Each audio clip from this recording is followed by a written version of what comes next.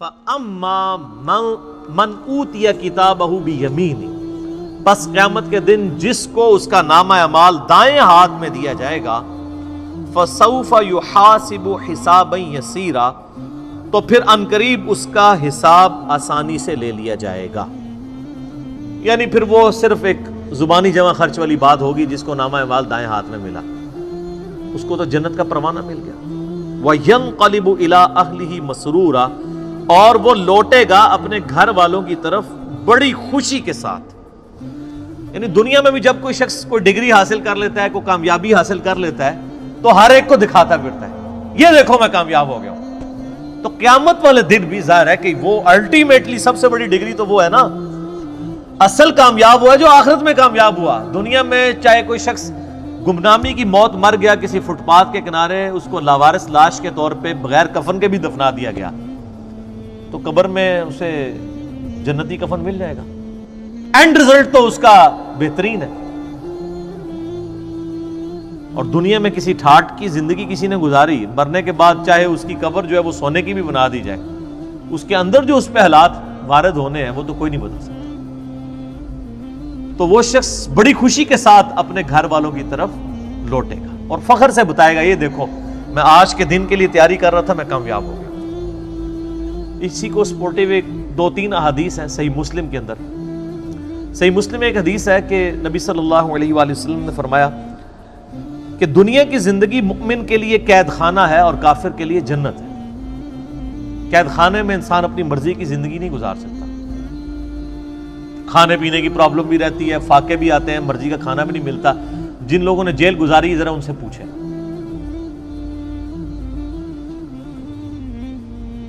اور کافر اپنی مرضی کی زندگی گزارتا ہے، اس لیے اس نے دنیا کو جنت بنایا.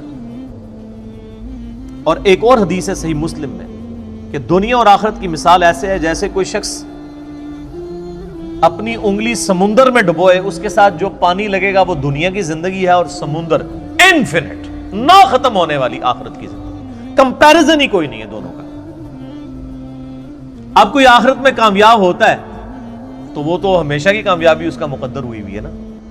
میں آپ سے اگر پوچھوں کہ 1 ارب اور 1 روپیہ، کسی کے پاس 1 ارب روپیہ ہو اور کسی کے پاس 1 ارب 1 روپیہ ہو، تو اس میں تو کوئی فرق نہیں ہے، کیونکہ 1 روپیہ ارب سے اوپر ہونا یہ تو نیگلیجیبل ہے. تو کتنا بے وقوف ہے وہ شخص، وہ 1 روپیہ بچانے کی خاطر ارب روپیہ اپنا ضائع کرتے ہیں. اور کتنا عقل مند ہے وہ شخص جو 1 روپے کی قربانی کر کے 1 ارب روپیہ بچا لے. یعنی دنیا کی زندگی خدا کو دے کے ہمیشہ کی جنت کما لے، جو سورہ توبہ میں آیا کہ ہم نے مومنین کی جانیں اور مال جنت کے بدلے میں خرید لیے. صحابہ کرام علیہم رضوان کو جو فضیلت حاصل ہے پوری امت پہ، وہ اسی لیے ہے کہ انہوں نے قربانیاں دی ہیں، جان مال ہر چیز کی آخری درجے میں. صحیح مسلم میں ہی ایک اور حدیث ہے بڑی رکت انگیز، اسی آیت سے مجھے یاد آئی کہ قیامت والے دن اللہ تعالیٰ ایک ایسے شخص کو بلائے گا جس نے دنیا میں بڑی مفلسی اور غربت کی زندگی گزاری ہوگی، حلال و حرام کی تمیز کرتے ہوئے ڈرتے ڈرتے قید خانے والی زندگی گزاری ہوگی، بڑی مشقت کی زندگی. قیامت والے دن اللہ تعالیٰ فرشتوں کو کہے گا کہ میرے اس بندے کو ذرا جنت کا ایک پھیرا لگواؤ. جنت کا ایک پھیرا جب لگے گا نا تو اللہ تعالیٰ پوچھے گا، ہاں بھائی کوئی دنیا میں تو نے تکلیف دیکھی؟ وہ کہے گا، اے اللہ تیری عزت کی قسم میں نے دنیا میں کوئی تکلیف نہیں دیکھی. ایک جنت کا پھیرا دنیا کی ساری مشقت کو کافور کر دے گا. یہ دنیا میں بھی ہوتا ہے. مجھے یاد ہے ہم انجینئرنگ یونیورسٹی میں کتنی محنت کر کے پڑھا کرتے تھے. ہماری تو خیر میکینیکل انجینئرنگ ذرا ہیوی ٹف تھی، لیکن جب رزلٹ آتا تھا پوزیشن آ جاتی تھی. آج تو مجھے یاد بھی نہیں، انجینئرنگ یونیورسٹی سے فارغ ہوئے بھی آلموسٹ 20 سال ہونے کو ہے، مجھے تو وہ راتیں بھی نہیں یاد جو میں نے کاٹ کے گزاری ہوئی ہیں. فجر پڑھ کے سویا کرتے تھے. تو انسان دنیا میں ہی مشقت کو بھلا دیتا ہے جب اینڈ رزلٹ سامنے آ جائے. تو آخرت میں جب اینڈ رزلٹ آئے گا تو کسی کو اپنی 60 سال کی زندگی یاد نہیں ہوگی. سر چھوڑ دیں، قیامت کا دن ہی صرف 50,000 سال کا دن ہے. دنیا میں 60 سال کی زندگی کے عوض اگر وہ 50,000 سال کا قیامت کا دن ہی صرف امن میں گزر جائے نا تو یہی بدلہ کافی ہے. کہ باقی لوگ ذلیل ہو رہے ہوں اور آپ کو اللہ کے عرش کا سایہ نصیب ہوا ہو. 60 سال کے بدلے میں 50,000 سال کی صرف قیامت کے دن کی کامیابی مل جائے. بعد کی تو اربوں سال کی زندگی ہے. اور دنیا میں 60 سال میں عیاشی میں، اور 60 سال بھی کیا عیاشی کے گزارنے ہوتے ہیں، اس کو بھی آپ نیٹ کیلکولیشن کریں تو چند ایک سال ہی بنتے ہیں. سونے کے اوقات نکال دیں، بچپن کے اوقات نکال دیں. اس کے بدلے اور کوئی عذاب نہ بھی ہو، قیامت کے دن کا 50,000 سال کا دن ہی عذاب میں کاٹنا پڑ جائے تو یہی بہت بڑا عذاب ہے. اللہم اجرنا من النار، آمین. پھر اللہ تعالیٰ، صحیح مسلم میں حدیث ہے کہ اللہ تعالیٰ ایک ایسے بندے کو بلوائے گا جس نے دنیا میں بڑی عیاشی کی زندگی گزاری ہوگی، کوئی حلال و حرام کی تمیز نہیں کی ہوگی، اپنی مرضی کی زندگی گزاری ہوگی. اور میں اکثر کہتا ہوں کہ دنیا آپ اللہ کی مرضی کی گزاریں، آخرت آپ کی مرضی کی ہوگی. اور اگر دنیا آپ نے اپنی مرضی کی گزاری تو آخرت پھر اللہ کی مرضی کی ہوگی. اللہ تعالیٰ فرمائے گا ذرا اسے ایک پھیرا لگاؤ نا دوزخ کا. یہ بڑا کہتا تھا دنیا میں کہ ایک پھیرا ہی لگنا خیر ہے. کہتے ہیں نا مسلمان، یہودیوں سے ہی مستعار لی ہوئی ہے نا یہ چیز. یہودی بھی یہی کہتے تھے کہ اگر اللہ نے ہمیں دوزخ میں بھیجا تو چند دن کے لیے بھیجے گا، الٹیمیٹلی تو ہم بخشے بخشائے ہیں. اللہ نے فرمایا تم نے کوئی عہد لے لیا اپنے رب سے اس معاملے میں؟ یہاں تو ایسے بڑی آسانی سے لوگ یہ کہہ دیتے ہیں. میں تو اکثر کہتا ہوں کہ ہم میں تو یہ بھی طاقت نہیں کہ ہم 10 سیکنڈ کے لیے موم بتی کے فلیم کے اوپر اپنا ہاتھ رکھ سکیں. جو شخص اتنا کمزور ہو وہ یہ دعویٰ کرے کہ خیر ہے ایک پھیرا ہی لگے گا. سورہ الفرقان میں اللہ تعالیٰ فرماتا ہے کہ دوزخ تھوڑی دیر کے رہنے کے لیے بھی اور زیادہ دیر کے لیے بھی بدترین جگہ ہے، لیکن مسلمان کہتا ہے ایک پھیرا ہی لگے گا. کوئی 10 سیکنڈ کے لیے موم بتی کے فلیم پہ ہاتھ رکھ سکتا ہے؟ بخاری مسلم کے الفاظ ہیں، نبی علیہ السلام فرمایا کہ آخرت کی آگ دنیا کی آگ سے 70 گنا زیادہ تیز ہے. اس آگ میں صرف 10 سیکنڈ کے لیے ہاتھ نہیں رکھا جانا، پتہ نہیں کتنے عرصے کے لیے پھینکا جانا ہے، اور آپ کہتے ہیں ایک پھیرا ہی لگے گا. ہم دنیا میں اس سے بھی آسان مثال دیتے ہیں. اگر کوئی شخص کہتا نا ایک پھیرے سے کیا فرق پڑتا ہے، اسے کہیں کہ ہم آپ کو ایک فجر کی نماز چھوڑنے پہ صرف ایک پھیرا لگاتے ہیں، فجر سے لے کے زور تک کا، ایک ایسے کمرے میں جو کمرے کا سائز ہوگا 10 فٹ بائی 10 فٹ، اس میں 100 کوبرا سانپ ہوں گے، 100 بچھو ہوں گے، 100 اژدہا ہوں گے. بس ایک ہی پھیرا لگنا ہے فجر سے زور تک. تو تصور سے انسان کو لگ پتا جاتا ہے. تو اس کا مطلب یہ ہے آخرت، چونکہ دنیا نقد ہے فوراً بندے کو خوف آتا ہے. آخرت ادھار ہے، انسان کہتا ہے نہیں خیر دیکھی جائے گی، چھاٹ ہی دے گا، کچھ بھی ہے اللہ تیرے محبوب کی امت سے.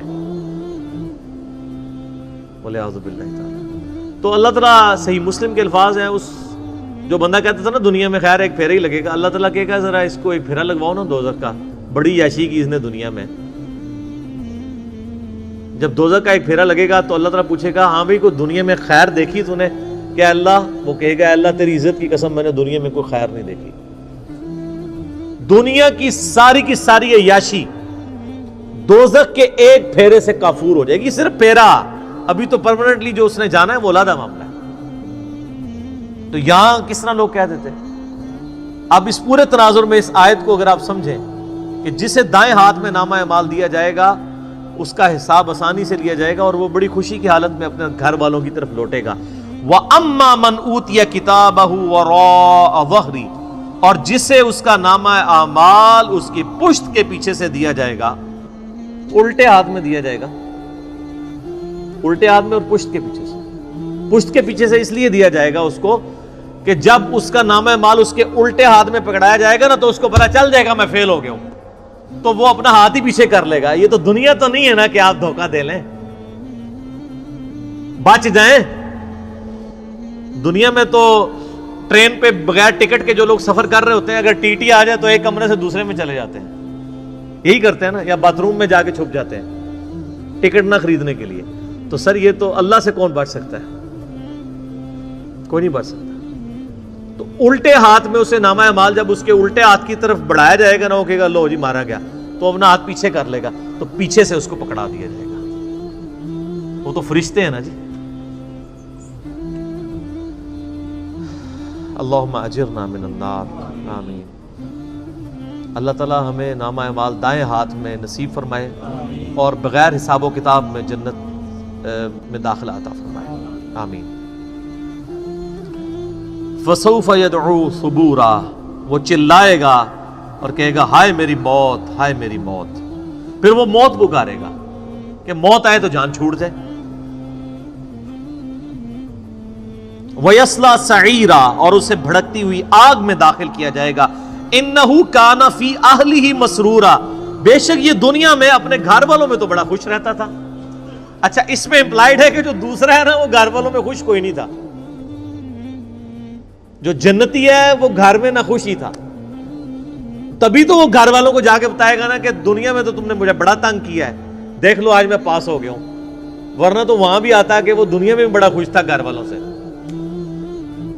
جو دوستی ہے نا اس کا ذکر ہے کہ وہ گھر میں خوش تھا دنیا میں، اور اب گھر والوں کے آگے جا کے روئے گا کہ تمہاری وجہ سے میں نے حلال اور حرام کی تمیز گوا دی، آج دیکھو میں مارا گیا ہوں. لیکن اس وقت رونے پیٹنے سے فائدہ کوئی نہیں ہونا.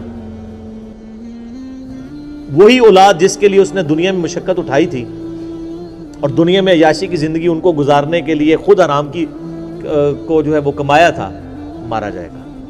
اب دیکھ لیں اللہ تعالیٰ مارا ہے کہ وہ دنیا میں بڑا خوش تھا اپنے اہل و عیال کے اندر. یہ حقیقت بات ہے، جو دین کے راستے پہ چلے نا جی سر، دنیا اس کی پھر آسان نہیں ہوتی. ورنہ انبیاء کرام علیہ السلام کی دنیا آسان ہو جاتی ہے. تو اللہ تعالیٰ ماتا ہے کہ یہ دنیا میں بڑا عیاشی میں تھا. اِنَّهُ ظَنَّ أَن لَّن يَحُورَ، وہ تو دنیا میں خیال کرتا تھا اسے لوٹ کے گویا اللہ کے پاس آنا ہی نہیں ہے. واقعی ہمارے مسلمانوں کی اکثریت بھی ایسی زندگی گزاری ہے گویا کہ اللہ کے سامنے پیش ہی نہیں ہونا. بلے شاہ سا مرنا نہ ہی گور پیا کوئی اور. کتنے جنازے اٹھاتے ہیں یہ کبھی تصور ہی نہیں آتا. حسن بصری فرماتے ہیں رحمہ اللہ تعالی، تابعی ہیں، حضرت سیدنا حسن ابن علی کے شاگرد بھی ہیں. وہ کہتے ہیں کہ میں نے صحابہ اکرام کا زمانہ ایسا پایا کہ میت جب اٹھتی تھی نا تو ہر شخص ہی رو رہا ہوتا تھا. نئے آنے والے بندے کے لیے مشکل ہوتا تھا کہ میں تعزیت کس سے کروں، کہ ان میں سے کون ہے بندہ جس کا رشتہ دار مرا ہوا ہے. ہر بندہ ہی رو رہا ہوتا تھا اس لیے کہ وہ اپنی قبر کو یاد کر رہا ہوتا تھا. تو نئے بندے کے لیے تعزیت کرنا مشکل ہو جاتی تھی کہ مریا کی دے وچوں سارے ہی رو رہے ہوتے تھے. ظاہر ہے جی صحابہ کا زمانہ، نبی الاسلام سے متصل انہوں نے حضور کی صحبت کی ہوئی تھی. صحیح مسلم میں حدیث ہے کہ عبداللہ بن عمر کہتے ہیں کہ نبی الاسلام نے میرے کندھے پہ یوں ہاتھ رکھ کے نا جھٹکا دیا اور فرمایا کہ عبداللہ اپنے آپ کو مردوں میں شمار کرنا، زندوں میں نہیں. تو وہ تو ہر وقت جان ہتھیلی پہ رکھ کے پھر رہے ہوتے تھے. صحیح بخاری میں حدیث ہے، آپ ایک چوراہے سے گزرے، کچھ لوگ ہنس رہے تھے صحابہ میں سے، آپ رک گئے، آپ نے فرمایا کہ جو میں جانتا ہوں اگر تم جانتے تو بہت کم ہنستے زندگی میں، زیادہ روئے ہی کرتے. تو جن لوگوں نے یہ ساری چیزیں آبزرو کی ہوئی تھی نا نبی الاسلام کی مبارک زندگی سے، ان کی پھر حالت یہی ہوتی تھی. تو انسان کو یہ کبھی گمان ہی نہیں ہوتا کہ اس نے لوٹ کے بھی اللہ کے پاس جانا ہے. بھلا کیوں نہیں، ان ربہ کان بہ بصیرا، بے شک تیرا رب تو خوب دیکھ رہا تھا جب وہ اعمال کر رہے تھے. دنیا میں بے شک جتنی مرضی یاشی کی ہے وہ کہیں نوٹ ہو رہی تھی، تیرا رب دیکھ رہا تھا. اور وہ رب کا ہی حوصلہ ہے کہ دیکھ رہا ہے اور ڈھیل دیتا رہتا ہے. لیکن جب پھر کھینچے گا نا تو پھر کسی کا لحاظ نہیں ہے. بخاری مسلم کی حدیث ہے، اے میری بیٹی فاطمہ، میرے مال سے جو کچھ لینا ہے لے لے، اگر اللہ نے تجھے پکڑ لیا قیامت کے دن میں تجھے اللہ سے چھڑا نہیں سکوں گا. اے میری پھپھی صفیہ، میرے مال سے جو لینا ہے لے لے، اگر اللہ نے تجھے پکڑ لیا تو میں اللہ کے حضور تیرے کچھ کام نہیں آؤں گا. اے میرے چچا عباس، ایک ایک رشتہ دار کو آپ نے، پھر آپ نے کہا اے بنو ہاشم، میرے خاندان کے لوگوں. آپ لوگ کہہ رہے ہیں کچھ بھی ہے تیرے محبوب کی امت سے ہیں، اور محبوب کے جو رشتہ دار ہیں خونی رشتہ دار، ان کو حضور کہہ رہے ہیں کہ میرے مال سے جو لینا ہے میں تمہیں دے سکتا ہوں، اگر اللہ نے پکڑ لیا تو میں تمہارے کچھ کام نہیں آؤں. پیر فقیر تے ویسے ہی سائڈ تے کر دو، انہوں نے کھنگڑ ہی نہیں کسی نے دینا. جدھر شافع محشر صلی اللہ علیہ وآلہ وسلم یہ بات کر رہے ہیں، کیونکہ شفاعت بھی اللہ کی اجازت سے ہونی ہے جس کے لیے اللہ حکم فرمائے گا. دھونس کے ساتھ شفاعت بھی نہیں، شفاعت بالاذن ہے. تو باقی کس کھاتے میں ہے کہ جی میں اس وقت تک جنت میں نہیں جاؤں گا جب تک سارے مرید نہ جنت میں لے جاؤں. اور تنو آپ کسی نے وڑن دینا ہے؟ انی وڈی گلاں. اچھا یہ باتیں سن کے لوگ سبحان اللہ کہہ رہے ہوتے ہیں، حالانکہ کتنا متکبرانہ جملہ ہے. یہ تکبر ہی ہے نا کوئی شخص کہ میں جنت میں کسی کو لے جاؤں گا. اگر یہ جملہ میں بول دوں کہ انشاءاللہ، میں کسی کے لیے میں اپنے لیے بول دوں کہ میں انشاءاللہ جنت میں ہی جاؤں گا، انشاءاللہ کے ساتھ بھی بول دوں کہ دیکھو جی انہوں کسی نے گارنٹی دیتی ہے، تو تواڈے بابے انہوں کسی گارنٹی دیتی ہے؟